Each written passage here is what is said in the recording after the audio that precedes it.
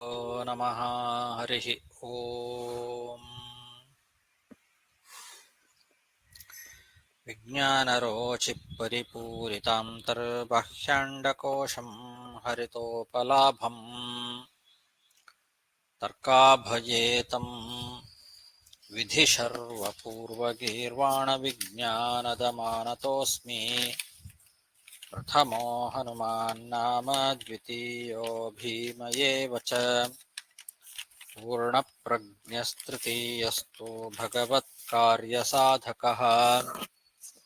ಬುದ್ಧಿರ್ಬಲಂ ಯಶೋಧೈರ್ಯಂ ನಿರ್ಭಯತ್ವಂ ಅರೋಗತಾ.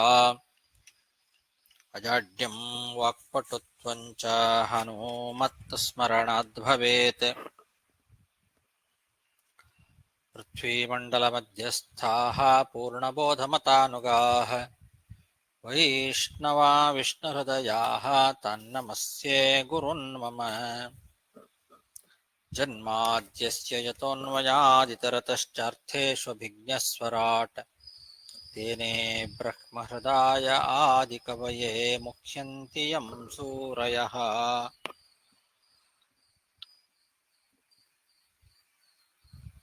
ತೇಜೋ ವಾರಿಮೃದಾಂ ಯಥಾ ವಿನಿಮಯೋ ಯತ್ರ ತ್ರಿಸರ್ಗೋ ಮೃಷಾ. ಧಾಮ್ನಾ ಸ್ವೇನ ಸದಾ ನಿರಸ್ತಕುಹಕಂ ಸತ್ಯಂ ಪರಂ ಧೀಮಹಿ. ಸೃಷ್ಟಿಸ್ಥಿತ್ಯಪ್ಯೇಹಾನಿಯತಿದೃಶಿತಮೋ ಬಂಧಮೋಕ್ಷಾಶ್ಚ ಯಸ್ಮಾತ್ ಅಸ್ಯ ಶ್ರೀ ಬ್ರಹ್ಮರುದ್ರಪ್ರಭೃತಿಸುರನರದ್ವೇಷಶತ್ರುತ್ಮಕಸ್ಯ ವಿಷ್ಣೋರ್ವ್ಯಸ್ತಾಃ ಸಮಸ್ತಾಃ ಸಕಲಗುಣನಿಧಿಃ ಸರ್ವದೋಷವ್ಯಪೇತಃ ಪೂರ್ಣಾನಂದೋ ವ್ಯಯೋ ಯೋ ಗುರುರಪಿ ಪರಮಃ ಚಿಂತಯೇತಂ ಮಹಾಂತಂ. ಯಂ ಪ್ರವ್ರಜन्तಮನುಪೇತಮಪೇತಕೃತ್ಯಂ ದ್ವೈಪಾಯನೋ ವಿರಹಕಾತರ ಆಜುಹಾವ. ಪುತ್ರೇತಿ ತನ್ಮಯತಯಾ ತರವೋಪಿ ನೇದುಃ तं ಸರ್ವಭೂತಹೃದಯಂ ಮುನಿಮಾನತೋऽಸ್ಮಿ. ಶ್ರೀಗುರುಭ್ಯೋ ನಮಃ ಹರಿ ಓಂ. ಶ್ರೀಮದ್ಭಾಗವತದ ನವಮ ಸ್ಕಂಧದ 7ನೇ ಅಧ್ಯಾಯದಲ್ಲಿ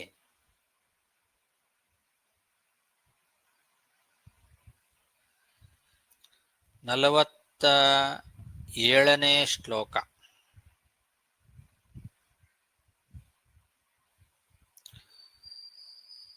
ಮಹಾರ್ಹಶಯ್ಯಾಸನವಸ್ತ್ರಭೂಷಣ ಸ್ನಾನಾನುಲೇಪಾಭ್ಯವಹಾರಮಾಲ್ಯಕೈಃ ಸ್ವಲಂಕೃತಸ್ತ್ರೀಪುರುಷೇಷು ನಿತ್ಯದಾ ರೇಮೇನುಗಾಯದ್ವಿಜವೃಂದಬಂದಿಷು.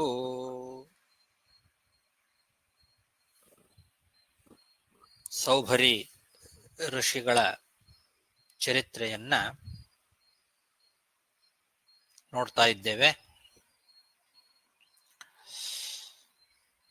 ಆ ಸೌಭರಿ ಋಷಿಗಳು 50 ಜನ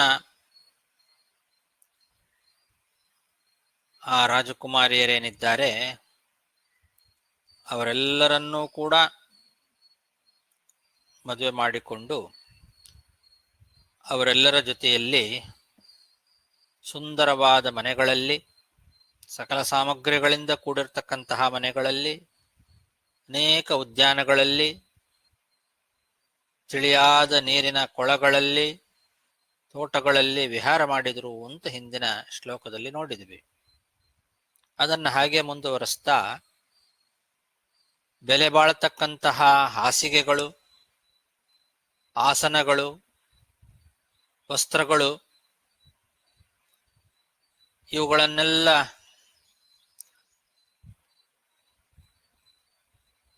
ಅವರು ಅಲಂಕಾರ ಮಾಡಿಕೊಂಡಿದ್ದಾರೆ. ಮಹಾರ್ಹ ಶಯ್ಯಾಸನ ವಸ್ತ್ರ ಭೂಷಣ ಅಲಂಕಾರ ಸಾಮಗ್ರಿಗಳು, ಸ್ನಾನ, ಅನುಲೇಪನ,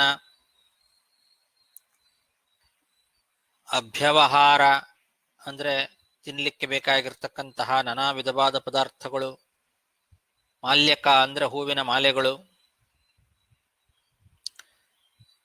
ಇದೆಲ್ಲದರಿಂದ ತುಂಬಿರ್ತಕ್ಕಂತಹ ಸ್ವಲಂಕೃತ ಸ್ತ್ರೀ ಪುರುಷೇಶು, ಚೆನ್ನಾಗಿ ಅಲಂಕಾರ ಮಾಡಿಕೊಂಡಿರ್ತಕ್ಕಂತಹ ಆ ದಾಸಿಯರೇನಿದ್ದಾರೆ, ಆ ಎಲ್ಲ ದಾಸಿಯರು, ದಾಸರುಗಳು ಅಂದ್ರೆ ಕೆಲಸ ಮಾಡೋರು ಬೇಕಾದಷ್ಟು ಜನ, ನಿತ್ಯದ ಯಾವಾಗಲೂ ಜೊತೆಯಲ್ಲಿ ಆ ಮನೆಯಲ್ಲಿ ಇರ್ತಾ ಇದ್ರು. ಬೇಕಾದಷ್ಟು ಜನ ದಾಸದಾಸಿಯರು ಹೊಗಳು ಭಟರಂತೆ ಗಾನ ಮಾಡತಕ್ಕಂತಹ ಪಕ್ಷಿಗಳ ಸಮೂಹಗಳು ಉದ್ಯಾನವನಗಳಲ್ಲಿ ಕಾಣಿಸ್ಕೊಳ್ತಾ ಇತ್ತು. ಅನುಗಾಯ ದ್ವಿಜವೃಂದ ಬಂದಿಷು, ಅವರು ವಿಹಾರ ಮಾಡುವಂತಹ ಉದ್ಯಾನವನದಲ್ಲಿ ಗಾನ ಮಾಡತಕ್ಕಂತಹ ಹಕ್ಕಿಗಳು, ಅವು ಆ ಪಕ್ಷಿಗಳ ಹಿಂಡುಗಳು. ಅವು ಹೇಗಿದ್ವು ಅಂದ್ರೆ, ಹೊಗಳು ಭಟರು ಹೇಗೆ ಹಿಂದಿಂದ ಯಾವಾಗಲೂ ಹೊಗಳ್ತಾ ಇರ್ತಾರೋ ಆ ಥರ ಇವುಗಳೆಲ್ಲ ಗಾನ ಮಾಡ್ತಾ ಇದ್ದಾವೆ ಪಕ್ಷಿಗಳು. ಆ ರೀತಿ ಇರುವಂತಹ ಉದ್ಯಾನವನಗಳಲ್ಲಿ ಈ ಋಷಿಗಳು, ಸೌಭರಿ ಋಷಿಗಳು ವಿಹಾರ ಮಾಡಿದರು ಅಂತ ಹೇಳ್ತಾ ಇದ್ದಾರೆ. ಅಷ್ಟು ಚೆನ್ನಾಗಿ ವಿಹಾರವನ್ನು ಮಾಡ್ತಾ ತಮ್ಮ ಗೃಹಸ್ಥ ಧರ್ಮವನ್ನ ಆಚರಣೆ ಮಾಡಿದ್ದಾರೆ.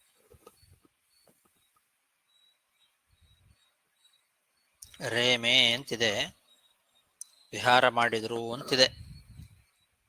ಅದರ ಜೊತೆಗೆ ಉಪಲಕ್ಷಣೆಯ ಗಾರ್ಹಸ್ಥ್ಯ ಧರ್ಮವನ್ನ ಚೆನ್ನಾಗಿ ಪಾಲನೆ ಮಾಡಿದ್ರು ಅಂತ ಕೂಡ ಇಟ್ಕೊಳ್ಬೇಕು ಅಂತ ಛಲಾರಿ ವ್ಯಾಖ್ಯಾನದಲ್ಲಿ ಬರೀತಾರೆ.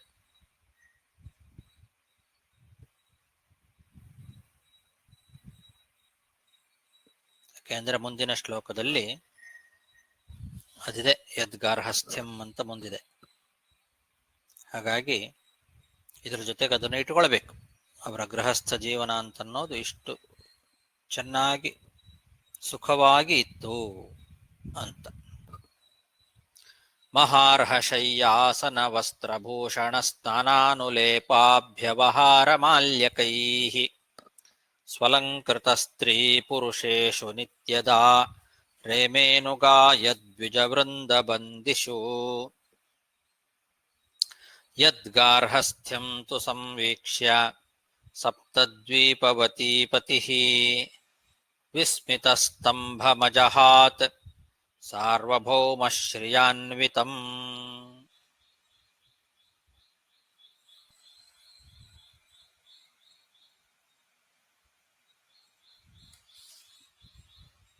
ಮಾಂಧಾತ ಮಹಾರಾಜ, ಅವನಿಗೆ ಬಹಳ ಆಶ್ಚರ್ಯ ಆಗಿ ಹೋಯಿತು.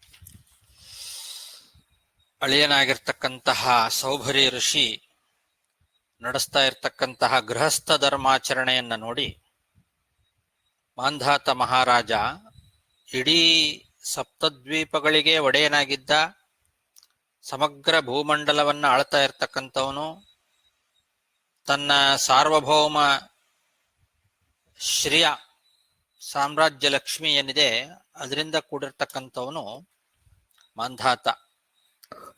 ಸಪ್ತದ್ವೀಪವತೀ ಪತಿಃ ಸಾರ್ವಭೌಮ ಶ್ರಿಯ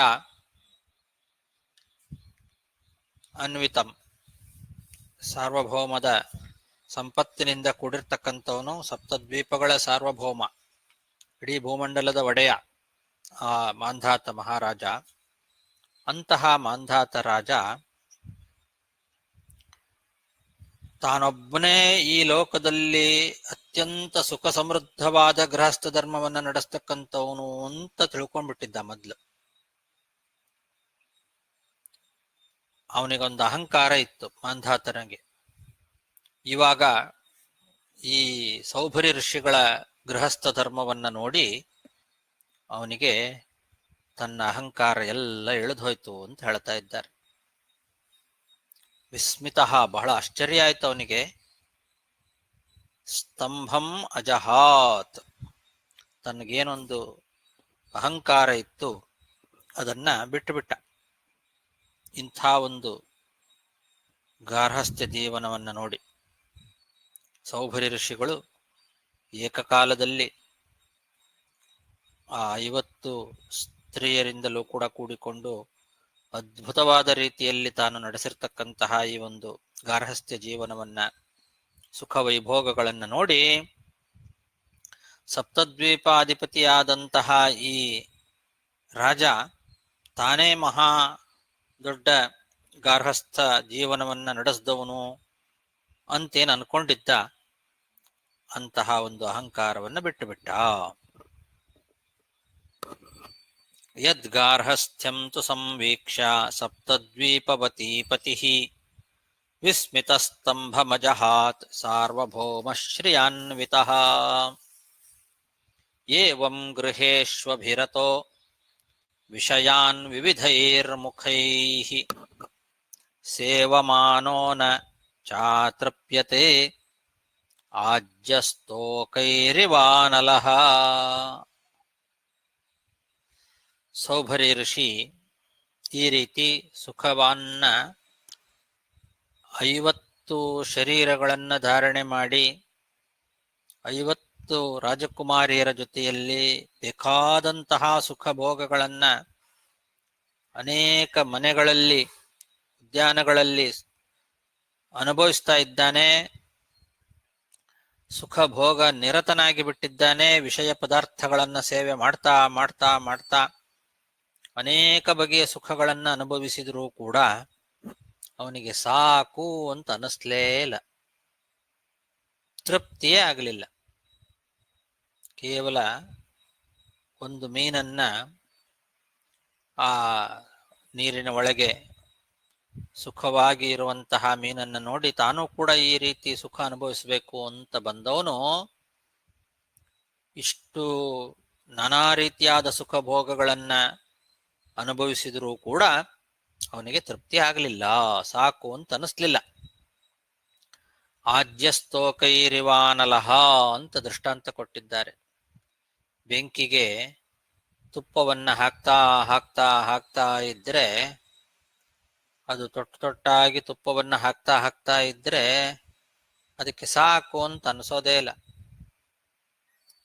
ಬೆಂಕಿ ಇನ್ನು ಉರಿತಾನೆ ಇರ್ತದೆ. ಅದಕ್ಕೆ ಒಂದೊಂದೇ ಹನಿ ನೀವು ತುಪ್ಪ ಹಾಕ್ತಾ ಹಾಕ್ತಾ ಇದ್ರೆ ಆ ಬೆಂಕಿ ಇನ್ನು ಹಾಗೆ ಉರಿತಾನೆ ಇರ್ತದೆ, ಸಾಕು ಅಂತ ಅನ್ಸೋದಿಲ್ಲ ಅದಕ್ಕೆ. ಆಜ್ಯಸ್ತೋಕ ಅಂದ್ರೆ ತುಪ್ಪದ ಹನಿಗಳು, ಬಿಂದುಗಳು. ಅದರಿಂದ ಬೆಂಕಿ ಹೇಗೋ ಹಾಗೆ ಇವನಿಗೆ ವಿಷಯ ಭೋಗಗಳನ್ನ ತನ್ನ ಇಂದ್ರಿಯಗಳಿಗೆ ಕೊಡ್ತಾ ಕೊಡ್ತಾ ಇದ್ರೆ ಅದು ಸಾಕು ಅಂತ ಅನಿಸೋದೇ ಇಲ್ಲ, ಅನಿಸ್ಲೇ ಇಲ್ಲ. ಏವಂ ಗೃಹೇಶ್ವಭಿರತೋ ವಿಷಯಾನ್ ವಿವಿಧೈರ್ಮುಖೈಃ ಸೇವಮಾನೋ ನ ಚಾತೃಪ್ಯತ್ ಆಜ್ಯಸ್ತೋಕೈರಿವಾನಲಃ. ಸ ಕದಾಚಿದುಪಾಸೀನಃ ಆತ್ಮಾಪನ್ನವಮಾತ್ಮನಾ ತದರ್ಶ ಬಹ್ವೃಚಾಚಾರ್ಯೋ ಮೀನಸಂಗಸಮುತ್ಥಿತಂ. ಒಂದು ಸಲ ಆ ಸೌಭರಿ ಋಷಿಗಳು ಕೂತು ಆಲೋಚನೆಯನ್ನು ಮಾಡಿದ್ರಂತೆ. ನಾನು ಯಾರು? ಋಗ್ವೇದದ ಮಂತ್ರವನ್ನ ವ್ಯಾಖ್ಯಾನ ಮಾಡುವಂತಹ ಆಚಾರ್ಯ. ಅಂತಹ ನಾನು ಈಗ ಯಕ್ಕಶ್ಚಿತ್ ಒಂದು ಮೀನು ಅದು ತನ್ನ ಸ್ತ್ರೀಯರ ಜೊತೆಯಲ್ಲಿ ಸಂಗವನ್ನ ಮಾಡಿದ್ದೇನಿದೆ ಅದನ್ನ ನೋಡಿ ನನ್ನ ಆತ್ಮನಾಶವನ್ನ ನಾನು ಮಾಡಿಕೊಂಡು ಬಿಟ್ಟೆ. ನನ್ನ ಆತ್ಮನಾಶವನ್ನ ನಾನೇ ಮಾಡಿಕೊಂಡು ಬಿಟ್ಟೆ ಕೇವಲ ಆ ಮೀನಿನ ಸಂಗವನ್ನ ನೋಡಿ. ಮೀನ ಸಂಗ ಸಮುತ್ಥಿತಂ. ನಾನು ಬಹೃಚ ಆಚಾರ್ಯ. ಋಗ್ವೇದದ ಮಂತ್ರಗಳಿಗೆ ವ್ಯಾಖ್ಯಾನ ಮಾಡ್ತಕ್ಕಂತಹ ಆಚಾರ್ಯ ನಾನು. ವೇದ ಮಂತ್ರ ದ್ರಷ್ಟಾರ. ಅಂತಹ ನಾನು ಹೋಗಿ ಹೋಗಿ ಆ ಮೀನಿನ ಸಂಗವನ್ನ ನೋಡಿ ಅದರಿಂದ ನನ್ನ ನಾಶವನ್ನ ನಾನೇ ಮಾಡಿಕೊಂಡು ಬಿಟ್ಟೆ ಅಂತ ಕೂತು ವಿಚಾರವನ್ನ ಮಾಡ್ತಾ ಇದ್ದಾರೆ ಸೌಭರಿ ಋಷಿಗಳು. ಸ ಕದಾಚಿದುಪಾಸೀನ ಆತ್ಮಾಪನ್ನವಮಾತ್ಮನ ದದರ್ಶ ಬಹ್ವೃಚಾಚಾರ್ಯೋ ಮೀನಸಂಗ ಸಮುತ್ಥಿತಂ. ಅಹೋ ಇಮಂ ಪಶ್ಯತ ಮೇ ವಿನಾಶಂ ತಪಸ್ವಿನಃ ಸಚ್ಚರಿತವ್ರತಸ್ಯ ಅಂತರ್ಜಲೇ ವಾರಿಚರ ಪ್ರಸಂಗಾತ್ ಪ್ರಸ್ರಾವಿತಂ ಬ್ರಹ್ಮಚಿರಂ ಧೃತಂ ಯತ್. ಸೌಭರಿ ಋಷಿಗಳು ಆಲೋಚನೆ ಮಾಡ್ತಾ ಇದ್ದಾರೆ, ಅಯ್ಯೋ ನನ್ನ ತಪಸ್ಸಿನ ನಾಶ ಹೇಗಾಯ್ತು ನೋಡ್ರಿ. ಅಹೋ ಇಮಂ ಪಶ್ಯತ ಮೇ ವಿನಾಶಂ ಪಶ್ಯತ. ನನ್ನ ತಪಸ್ಸಿನ ನಾಶವನ್ನು ನಾನು ಹೇಗೆ ಮಾಡಿಕೊಂಡೆ ನೋಡ್ರಿ. ತಪಸ್ವಿಯಾಗಿ ಒಳ್ಳೊಳ್ಳೆ ವ್ರತಗಳನ್ನೆಲ್ಲ ಆಚರಣೆ ಮಾಡ್ತಾ ಇದ್ದಂತಹ ನಾನು ನೀರಿನ ಒಳಗೆ ಜಲಚರವಾದಂತಹ ಆ ಮೀನು ಮತ್ತೊಂದು ಮೀನಿನ ಬಗ್ಗೆ ಆಸಕ್ತಿಯನ್ನ ತೋರಿಸಿದ ಮಾತ್ರಕ್ಕೆ ನಾನು ಎಷ್ಟೋ ವರ್ಷಗಳಿಂದ ಸಂಗ್ರಹ ಮಾಡಿ ಇಟ್ಕೊಂಡಂತಹ ತಪಶಕ್ತಿಯನ್ನ ಪೂರ್ತಿ ಹಾಳು ಮಾಡ್ಕೊಂಡು ಬಿಟ್ಟೆ. ನನ್ನ ಆ ತಪಶಕ್ತಿ ಸೋರಿ ಹೋಗುವಂತೆ ಮಾಡಿಬಿಟ್ಟೆ. ಪ್ರಸ್ರಾವಿತಂ ಅಂದ್ರೆ ಸೋರಿ ಹೋಯ್ತು. ಬ್ರಹ್ಮ ಚಿರಂ ಧೃತಂ ಬ್ರಹ್ಮ, ಅನೇಕ ವರ್ಷಗಳಿಂದ ಸಂಪಾದನೆ ಮಾಡಿರ್ತಕ್ಕಂತಹ ಬ್ರಹ್ಮ ಅಂದ್ರೆ ಆ ತಪಶಕ್ತಿ, ಅದೆಲ್ಲವನ್ನೂ ಕೂಡ ಆ ಒಂದು ತಪಶಕ್ತಿ ಏನಿತ್ತು ಅದೆಲ್ಲವೂ ಪ್ರಸ್ರಾವಿತಂ ಸೋರಿ ಹೋಯ್ತು. ನೋಡ್ರಿ ನನ್ನ ತಪಶಕ್ತಿ ನಾಶವಾದದ್ದನ್ನ ನೋಡ್ರಿ, ಅಹೋ ಆಶ್ಚರ್ಯ ಅಂತ ತನ್ನ ಬಗ್ಗೆ ತಾನೇ ಹೇಳ್ಕೊಳ್ತಾ ಇದ್ದಾರೆ.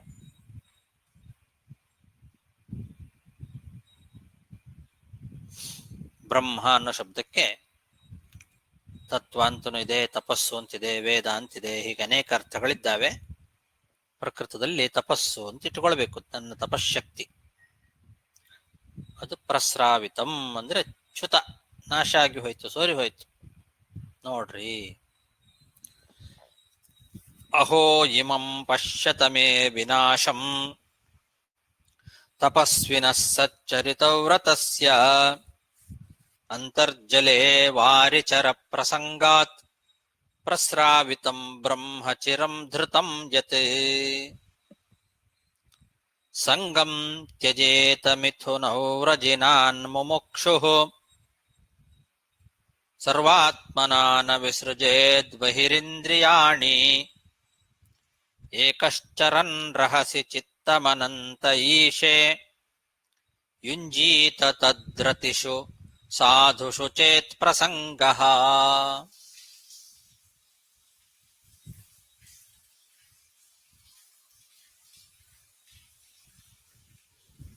ಮುಮುಕ್ಷುಗಳು, ಮೋಕ್ಷವನ್ನ ಬಯಸ್ತಕ್ಕಂಥವ್ರು ಯಾರಿದ್ದಾರೆ ಅಂಥವರು ಸರ್ವಾತ್ಮನ ಈ ರತಿಕೇಳಿ ದರ್ಶನದ ಪಾಪವನ್ನ ದೂರದಲ್ಲಿಡಬೇಕು. ಮಿಥುನೌ ವೃಜಿನಾಥ್, ಮಿಥುನೌ ವೃಜಿನ ಏನಿದೆ ಆ ಒಂದು ಮೈಥುನದ ಒಂದು ಪಾಪ ಅದನ್ನ ದೂರದಲ್ಲೇ ಇಡಬೇಕು. ಸಂಗಂ ತ್ಯಜೇತ ಮುಮುಕ್ಷು, ಸರ್ವಾತ್ಮನ ತ್ಯಜೇತ, ದೂರದಲ್ಲಿಡಬೇಕು. ಸರ್ವಾತ್ಮನ ದೂರದಲ್ಲಿಡಬೇಕು. ಅದರ ಸಂಘವನ್ನ ಬಿಟ್ಟುಬಿಡ್ಬೇಕು. ಸಂಗಂ ತ್ಯಜೇತ. ಇಂದ್ರಿಯಗಳೇನಿದ್ದಾವೆ ಇವು ಹೊರಗಿನ ವಿಷಯ ಪದಾರ್ಥಗಳ ಕಡೆಗೆ ಹರಿತವೆ.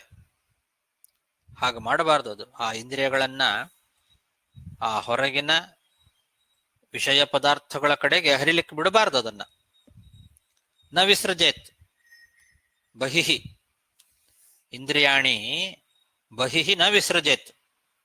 ಇಂದ್ರಿಯಗಳನ್ನ ಹೊರಗಿನ ಈ ವಿಷಯ ಪದಾರ್ಥಗಳ ಕಡೆಗೆ ಹರಿಲಿಕ್ಕೆ ಬಿಡಬಾರ್ದು. ಅದನ್ನೆಲ್ಲ ಒಳಗೆ ಎಳ್ಕೊಳ್ಬೇಕು.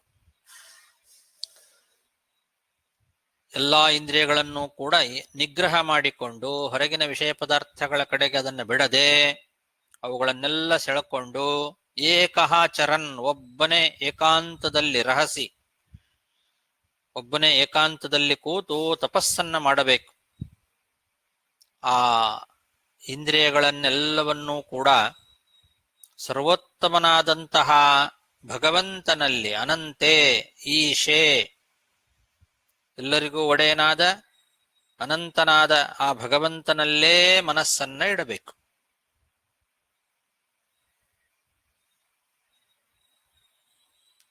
ಹಾಗೂ ನಮಗೆ ಸಂಘ ಮಾಡಬೇಕು ಅಂತನಿಸಿದ್ರೆ ಕೇವಲ ಸಾಧುಗಳ, ಸಜ್ಜನರ, ಹರಿಭಕ್ತರ ಸಂಘವನ್ನು ಮಾಡಬೇಕು.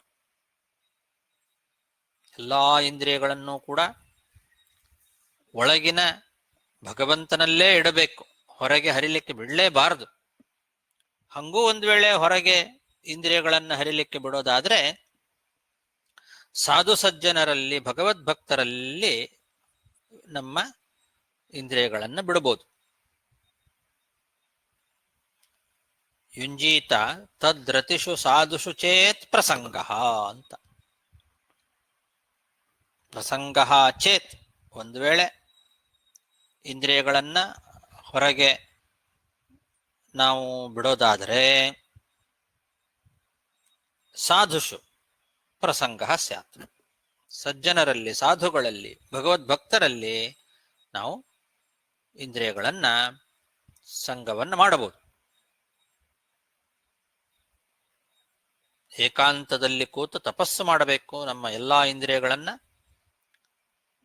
ಒಳಗೆ ಸೆಳೆಕೊಂಡು ಕೇವಲ ಭಗವಂತನಲ್ಲೇ ಮನಸ್ಸನ್ನ ಇಟ್ಟು ಧ್ಯಾನ ಮಾಡಬೇಕು. ಮುಮುಕ್ಷುಗಳು ಹೀಗೆ ಮಾಡಬೇಕು ಅಂತ ತಮಗೆ ತಾವೇ ಅಂದುಕೊಳ್ತಾ ಇದ್ದಾರೆ. ಸಂಗಂ ತ್ಯಜೇತ ಮಿಥುನೌರಜಿನಾನ್ ಮುಮುಕ್ಷು ಸರ್ವಾತ್ಮನ ನ ವಿಸೃಜೇದ್ ಬಹಿರಿಂದ್ರಿಯಾಣಿ ಏಕಶ್ಚರನ್ ರಹಸಿ ಚಿತ್ತಮನಂತ ಈಶೇ ಯುಂಜೀತ ತದ್ರತಿಷು ಸಾಧುಷು ಚೇತ್ ಪ್ರಸಂಗಃ.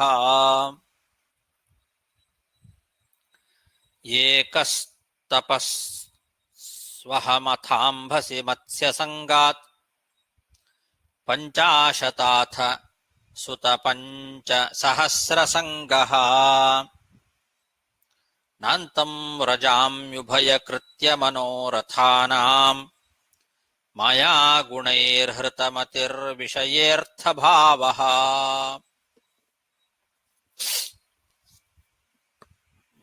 ನಾನು ಮುಮುಕ್ಷುವಾಗಿ ಹಾಗೆ ಮಾಡ್ತಾ ಇದ್ದೆ, ಏಕಾಂಗಿಯಾಗಿ ತಪಸ್ಸನ್ನೇ ಮಾಡ್ತಾ ಇದ್ದಂತಹ ನಾನು ನೀರಿನಲ್ಲಿ ಒಂದು ಮೀನು ಮತ್ತೊಂದು ಮೀನಿನ ಬಗ್ಗೆ ಆಸಕ್ತಿಯನ್ನ ತಳೆದ ಪರಿಣಾಮವಾಗಿ ನಾನು ಆ ಸುಖವನ್ನು ಅನುಭವಿಸಬೇಕು ಅಂತ 50 ಶರೀರಗಳನ್ನ ತೆಗೆದುಕೊಂಡು 50 ಜನ ಹೆಂಡತಿಯರ ಜೊತೆಯಲ್ಲಿ 5,000 ಮಂದಿಗಳ ಜನನಕ್ಕೆ ನಾನು ಕಾರಣ ಆದೆ. 5,000 ಮಂದಿ ಮಕ್ಕಳನ್ನ ಹುಟ್ಟಿಸಿದೆ. 50 ಶರೀರಗಳನ್ನ ತಗೊಂಡು 50 ಜನ ಹೆಂಡತಿಯರ ಜೊತೆಯಲ್ಲಿ ವಿಹಾರ ಮಾಡುತ್ತಾ 5,000 ಮಂದಿ ಮಕ್ಕಳಾದರು ನನಗೆ. ಒಬ್ಬನು ಇದ್ದೆ ಮೊದಲು, ಏಕಃ, ನಾನೊಬ್ಬನೇ ಇದ್ದೆ. ನೀರಿನೊಳಗೆ ಕೂತು ಸುಮ್ಮನೆ ತಪಸ್ಸು ಮಾಡ್ತಾ ಇದ್ದೆ ಏಕಾಂತದಲ್ಲಿ. ಏಕಃ ತಪಸಿ ಅಹಂ ಅಥ ಅಂಬಸಿ. ಅಂಬಸಿ ನೀರಿನಲ್ಲಿ, ಅಹಂ ನಾನು, ಏಕಃ ತಪಸಿ ಒಬ್ಬನೇ ಇದ್ದೆ ತಪಸ್ಸಿನಲ್ಲಿ. ಈ ಮತ್ಸ್ಯ ಸಂಗಾತ್, ಆ ಮೀನನ್ನ ನೋಡಿ, ಅದು ಸಂಘ ಮಾಡೋದನ್ನು ನೋಡಿ 50 ನಾನು, ಒಂದು ಇದ್ದದ್ದು 50 ಏಕಃ 50, 50 ಶರೀರ ತಗೊಂಡೆ ನಾನು ಮೊದಲು ಒಬ್ಬನಿದ್ದವನು 50. ಆ 50 ಶರೀರದಿಂದ 50 ಜನ ಹೆಂಡತಿಯರನ್ನ ಅನುಭವಿಸಿದೆ. ಆ 50 ಜನ ಹೆಂಡತಿಯರಲ್ಲಿ ಸುತ 5,000 ಸಂಘ ಅಂತ 5,000 ಮಕ್ಕಳು ಹುಟ್ಟಿದ್ರು.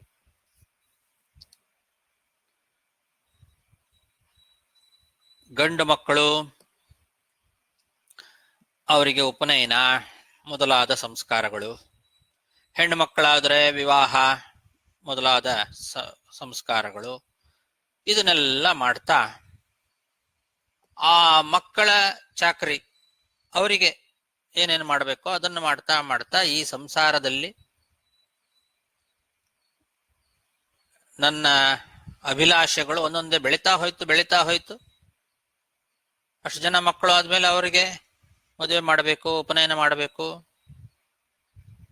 ಹೀಗೆ ಮನಸ್ಸಿನ ಅಭಿಲಾಷೆಗಳಿಗೆ ಕೊನೆಯೇ ಇಲ್ಲ. ಮನೋರಥಾನಾಂ ನಾಂತಂ, ಅಂತವೇ ಇಲ್ಲ, ಕೊನೆನೇ ಕಾಣ್ತಾ ಇಲ್ಲ ನನಗೆ. ಇದು ಹೀಗೆ ಮುಂದುವರಿತಾನೆ ಇದೆ. ಮಕ್ಕಳು, ಅವರ ಮಕ್ಕಳು, ಅವರಿಗೆ ಮದುವೆ ಮಾಡೋದು, ಮುಂಜಿ ಮಾಡೋದು, ಇದರಲ್ಲೇ ಹೋಗ್ತಾ ಇದೆ. ಕೊನೆನೇ ಇಲ್ಲ ಇದಕ್ಕೆ. ಮಾಯಾಗುಣೈ ಹೃತಮತಿ ವಿಷಯೇ ಅರ್ಥಭಾವ. ಪ್ರಕೃತಿಯ ಗುಣ ಏನಿದೆ, ಮಾಯಾಗುಣ, ಪ್ರಕೃತಿ, ಮಾಯಾ ಅಂದ್ರೆ ಪ್ರಕೃತಿ, ಆ ಪ್ರಕೃತಿಯ ಗುಣಕಾರ್ಯವಾದಂತಹ ರಾಗಾದಿಗಳು, ಆ ರಾಗಾದಿಗಳಲ್ಲಿ ನನ್ನ ಬುದ್ಧಿ ಕೆಟ್ಟು ಹೋಗಿಬಿಟ್ಟಿದೆ ಅಂತ. ವಿಷಯ ಪದಾರ್ಥಗಳನ್ನೇ ಪುರುಷಾರ್ಥ ಅಂತ ತಿಳ್ಕೊಂಡು ಬಿಟ್ಟಿದೆ ನನ್ನ ಬುದ್ಧಿ. ಆ ಕಡೆಗೇನೆ ಹರಿತಾ ಇದೆ. ವಿಷಯ ಪದಾರ್ಥೇ ವಿಷಯೇ ಅರ್ಥಭಾವ ಅಂತಂದ್ರೆ ಹಾಗೆ. ವಿಷಯ ಪದಾರ್ಥಗಳನ್ನೇ ಪುರುಷಾರ್ಥ ಅಂತ ತಿಳ್ಕೊಂಡು ಬಿಟ್ಟಿದೆ ನನ್ನ ಬುದ್ಧಿ. ರಾಗ ದ್ವೇಷಾದಿಗಳಲ್ಲೇನೆ ಕೆಟ್ಟು ಹೋಗಿಬಿಟ್ಟಿದೆ. ಮಾಯಾಗುಣೈ ಹೃತಮತಿ ಅಂತ. ಮೋಕ್ಷಕ್ಕೆ ಹೋಗಬೇಕು ಅಂತ ಮುಮುಕ್ಷುವಾಗಿ ನಾನು ಒಬ್ಬನೇ ನೀರಿನಲ್ಲಿ ಕೂತು ತಪಸ್ಸು ಮಾಡ್ತಾ ಇದ್ದವನು. ಹೀಗೆ ಬೆಳೀತಾ ಬೆಳೀತಾ ನನ್ನ ಸಂಸಾರ ದೊಡ್ಡದಾಗಿ ಬೆಳೆದು ಅದು ಸಾಕು ಅಂತ ಅನಿಸ್ತಾನೆ ಇಲ್ಲ. ನನ್ನ ಬುದ್ಧಿ ಕೆಟ್ಟು ಹೋಗಿಬಿಟ್ಟಿದೆ ಅಂತ ಆಲೋಚನೆ ಮಾಡ್ತಾ ಇದ್ದಾರೆ ಸೌಭರಿ ಋಷಿಗಳು. ತಾವು ಮಹಾಯೋಗಿಗಳು, ಜೀವನ್ಮುಕ್ತರು. ಅವರು ವೇದದ್ರಷ್ಟಾರರಾಗಿರ್ತಕ್ಕಂತಹ ಜೀವನ್ಮುಕ್ತರಾದಂತಹ ಋಷಿಗಳು, ಸೌಭರಿ ಋಷಿಗಳು. ತನಗಿನ್ನೇನು ಮೋಕ್ಷ ಆಗಬೇಕು, ಆಲ್ಮೋಸ್ಟ್ ಮೋಕ್ಷ ಸಿಕ್ಕಂಗೆನೆ ಜೀವನ್ಮುಕ್ತರು ಅಂದ್ರೆ. ಮೋಕ್ಷಕ್ಕೆ ಹೋಗಬೇಕು ಅಂತಾದ್ರೆ ಅವರು ಇನ್ನು ಸ್ವಲ್ಪ ದಿವಸ ಇತ್ತು. ಅಂತಹ ಸಮಯದಲ್ಲಿ ಈ ರೀತಿ ನಾನು ಹಾಳು ಮಾಡ್ಕೊಂಡು ಬಿಟ್ಟೆ ಅಂತ ಮಾತನ್ನಾಡ್ತಾ ಇದ್ದಾರೆ. ನಿಜ ಹೇಳಬೇಕು ಅಂದ್ರೆ ಅವರು ಬೇಗ ಮೋಕ್ಷಕ್ಕೆ ಹೋಗಬೇಕು ಅಂತನೇ ಈ ಕೆಲಸ ಮಾಡಿದವರು. ಜೀವನ್ಮುಕ್ತರಾದಂತಹ ಸೌಭರಿ ಋಷಿಗಳು ಮಹಾ ಅಪರೋಕ್ಷ ಜ್ಞಾನಿಗಳವರು. ಅವರಿಗೆ ಮೋಕ್ಷ ಆಗಬೇಕಾಗಿದ್ರೆ ಇನ್ನೂ 50 ಜನ್ಮ ಎತ್ತಬೇಕಾಗಿತ್ತು. ಅವ್ರದ್ದು ಪ್ರಾರಬ್ಧ ಅಷ್ಟಿತ್ತು. 50 ಜನ್ಮಗಳನ್ನ ಎತ್ತಿ ಆಮೇಲೆ ಮೋಕ್ಷ ಆಗಬೇಕಾಗಿತ್ತು ಅವರಿಗೆ. ಆದರೆ ಇದನ್ನ ಅವರು ದಿವ್ಯ ದೃಷ್ಟಿಯಿಂದ ತಿಳ್ಕೊಂಡು ಒಂದೇ ಜನ್ಮದಲ್ಲೇನೆ ಈ 50 ಜನ್ಮಗಳ ಪ್ರಾರಬ್ಧವನ್ನು ಉಂಡು ಮುಗಿಸ್ಬಿಡ್ತೇನೆ ಅಂತ ಮನಸ್ಸು ಮಾಡಿ 50 ಶರೀರಗಳನ್ನು ತಗೊಂಡು ಏಕಕಾಲದಲ್ಲಿ ಮುಂದೆ ಬರುವ 50 ಜನ್ಮಗಳನ್ನ ಒಂದೇ ಸಮಯದಲ್ಲೇನೆ ಮುಗಿಸಿಬಿಟ್ರು. 50 ಜನ ರಾಜಕುಮಾರಿಯರ ಜೊತೆಗೆ ಸಂಸಾರ ಮಾಡಿ. ಇದು ಅವರು ಬೇಗ ಮೋಕ್ಷಕ್ಕೆ ಹೋಗಬೇಕು ಅಂತ ಮುಂದೆ ಬರಬೇಕಾದ 50 ಜನ್ಮಗಳನ್ನ ಒಂದೇ ಜನ್ಮದಲ್ಲೇನೆ ಆ ಪ್ರಾರಬ್ಧವನ್ನ ತೀರಿಸ್ಕೊಳ್ಳಿಕ್ಕೆ ಮಾಡಿರ್ತಕ್ಕಂತಹ ಒಂದು ಅದ್ಭುತವಾದ ಘಟನೆ ಇದು. 50 ಮಂದಿ ರಾಜಕುಮಾರಿಯರ ಜೊತೆಗೆ ಏಕಕಾಲದಲ್ಲಿ ಸಂಸಾರ ಮಾಡಿ ಮುಂದೆ ಬರಬಹುದಾದ 50 ಜನ್ಮಗಳ ಪ್ರಾರಬ್ಧವನ್ನೆಲ್ಲ ಒಟ್ಟಿಗೆ ತೀರಿಸ್ಕೊಂಡ್ರು. ತೀರಿದಾಗ ಇನ್ನು ಈ ಸಂಸಾರ ಸಾಕು ಅಂತ ಪಶ್ಚಾತ್ತಾಪವನ್ನ ಪಟ್ಟುಕೊಂಡವರಂತೆ ತೋರ್ಕೊಳ್ತಾ ಇದ್ದಾರಷ್ಟೆ. ಈ ಮಾತುಗಳೆಲ್ಲ ನಮಗೆ ಮಾರ್ಗದರ್ಶನ. ಇದು ಅವರಿಗೆ ಸಾಕು ಇದು ಸಂಸಾರ ಅಂತ ಪಶ್ಚಾತ್ತಾಪ ಆದವರಂತೆ, ನಾನು ಹಾಳು ಮಾಡ್ಕೊಂಡ್ಬಿಟ್ಟೆ ನನ್ನ ತಪಸ್ಸನ್ನ ಅಂತೆಲ್ಲ ಪಶ್ಚಾತ್ತಾಪ ಆದವರಂತೆ ತೋರ್ಕೊಳ್ತಾ ಇದ್ದಾರೆ.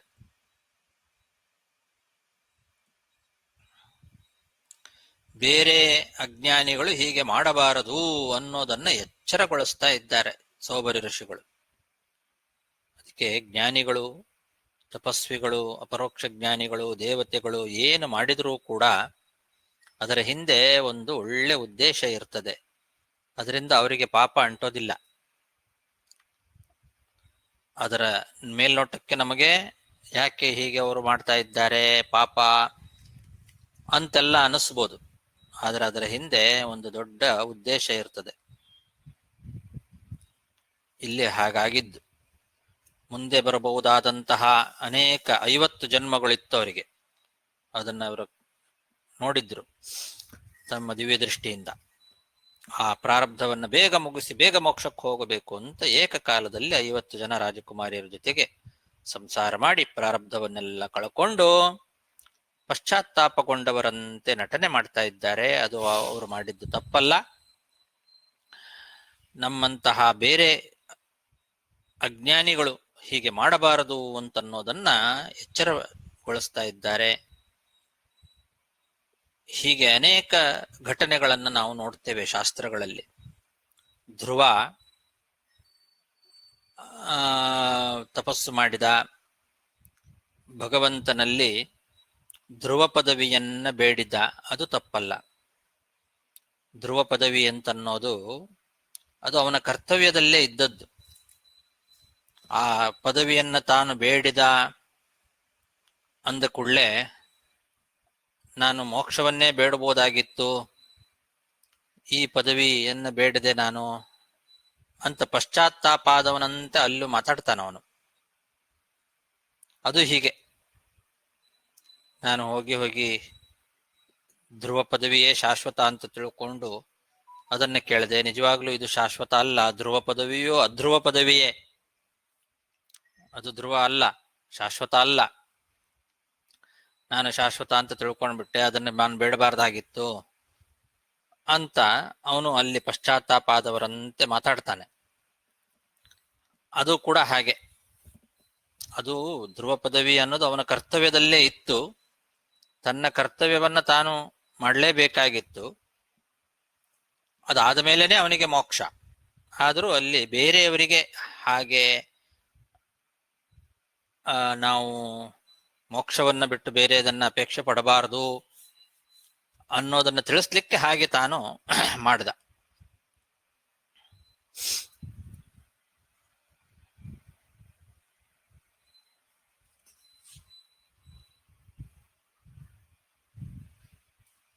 ಕೆಲವು ವ್ಯಾಖ್ಯಾನಕಾರರು ಸೌಭರಿ ಋಷಿಯ ಬಗ್ಗೆ ಹೇಳುವಾಗ ತಪ್ಪಾಗಿ ಹೇಳುತ್ತಾರೆ.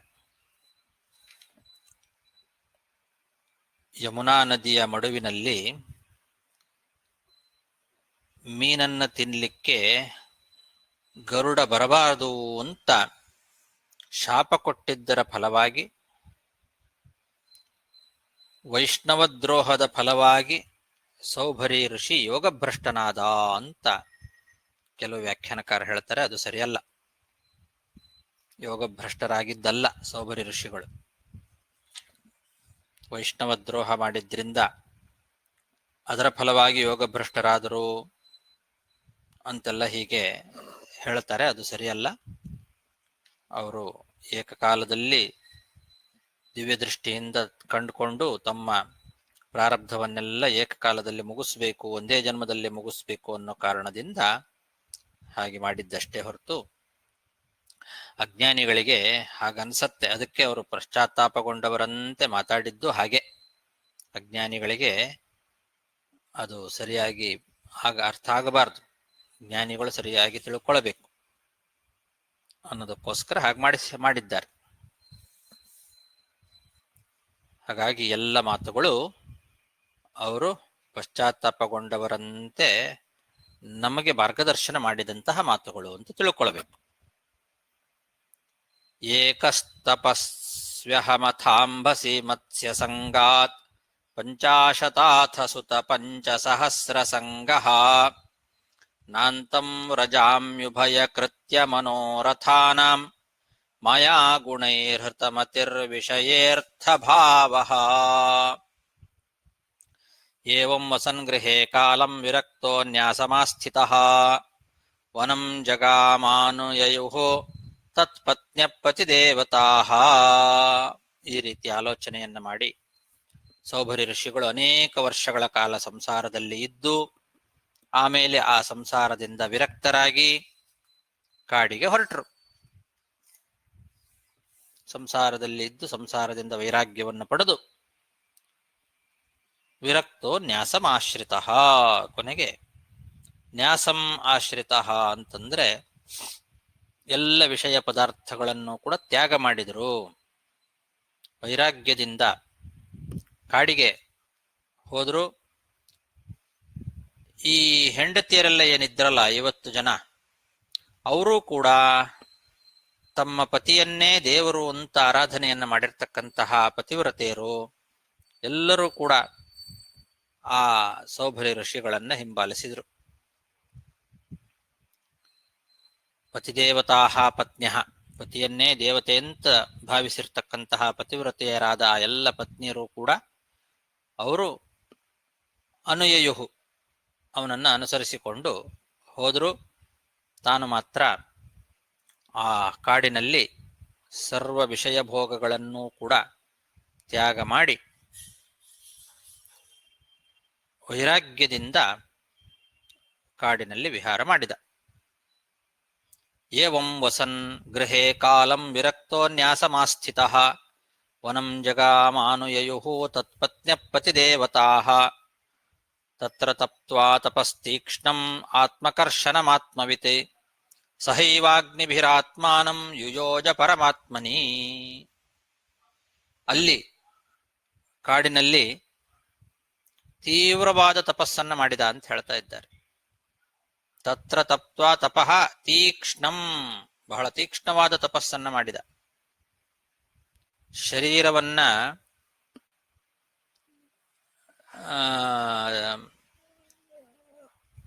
ಶರೀರಕ್ಕೆ ತಾಪವನ್ನ ಕೊಡಿಸುವಂಥದ್ದು.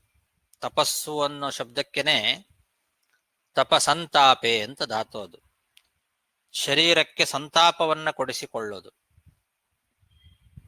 ಆ ಶರೀರ ಏನಿದೆ ಅದನ್ನ ಶೋಷಣೆ ಮಾಡಬೇಕು. ಶರೀರಕ್ಕೆ ಶೋಷಕವಾದಂತಹ ಉಗ್ರವಾದ ತಪಸ್ಸನ್ನ ಮಾಡಿದರು.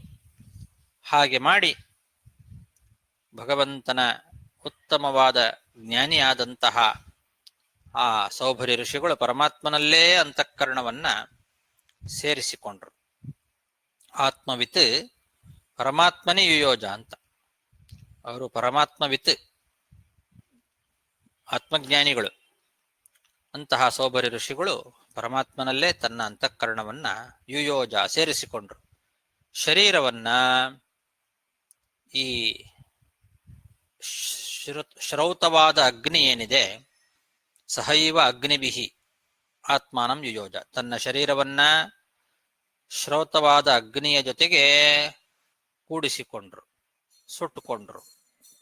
ತಮ್ಮ ಶರೀರವನ್ನ ತಾವೇ ಶ್ರೌತಾಗ್ನಿಯಲ್ಲಿ ಅದನ್ನ ತ್ಯಾಗ ಮಾಡಿ ತಾವು ತಮ್ಮ ಆತ್ಮವನ್ನ ಪರಮಾತ್ಮನಲ್ಲಿ ಅವರು ಅಂತಃಕರಣವನ್ನ ಅಲ್ಲೇ ಸೇರಿಸ್ಕೊಂಡ್ರು. ಅಂದ್ರೆ ಭಗವಂತನಲ್ಲೇ ಧ್ಯಾನವನ್ನ ಮಾಡ್ತಾ ಶರೀರ ತ್ಯಾಗ ಮಾಡಿದರು ಅಂತ ಅರ್ಥ.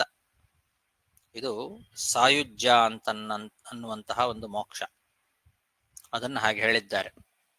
ಪರಮಾತ್ಮನಲ್ಲೇ ತನ್ನ ಅಂತಃಕರಣವನ್ನ ಸೇರಿಸ್ಕೊಂಡ್ರು ಅಂದ್ರೆ ಸಾಯುಜ್ಯ ಅನ್ನೋ ಮೋಕ್ಷವನ್ನ ಪಡೆದರು ಅಂತ ವಿಜಯಧ್ವಜ ತೀರ್ಥರು ವ್ಯಾಖ್ಯಾನ ಮಾಡಿದ್ದಾರೆ.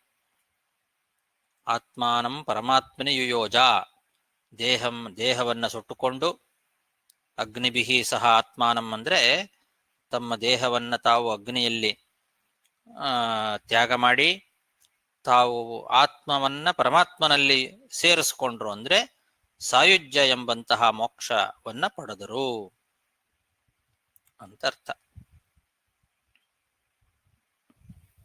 ತತ್ರ ತಪ್ತ್ವಾ ತಪಸ್ತೀಕ್ಷ್ಣಂ ಆತ್ಮದರ್ಶನ ಆತ್ಮಕರ್ಷಣಮಾತ್ಮವಿತೆ ಸಹೈವಾಗ್ನಿಭಿರಾತ್ಮಾನಂ ಯುಯೋಜ ಪರಮಾತ್ಮನಿ. ಅಲ್ಲಿಗೆ ನವಮಸ್ಕಂದದ 7ನೇ ಅಧ್ಯಾಯದ 55 ಶ್ಲೋಕಗಳಾಯ್ತು. ಸಾಕು. ಶ್ರೀಕೃಷ್ಣಾರ್ಪಣಮಸ್ತು. ನಮಸ್ಕಾರ ಗುರುಗಳೇ. ನಮಸ್ಕಾರ ಆಚಾರ್ಯ. ಹರೇ ನಮಗೆ ಆಚಾರ್ಯ ನಮಸ್ಕಾರಗಳು, ಧನ್ಯವಾದಗಳು. ನಮಸ್ಕಾರ ಆಚಾರ್ಯ. ನಮಸ್ಕಾರ ಗುರುಗಳೇ. ಹರೇ ನಮಃ. ಹರೇ ನಮಃ ಆಚಾರ್ಯ. ನಮಸ್ಕಾರ.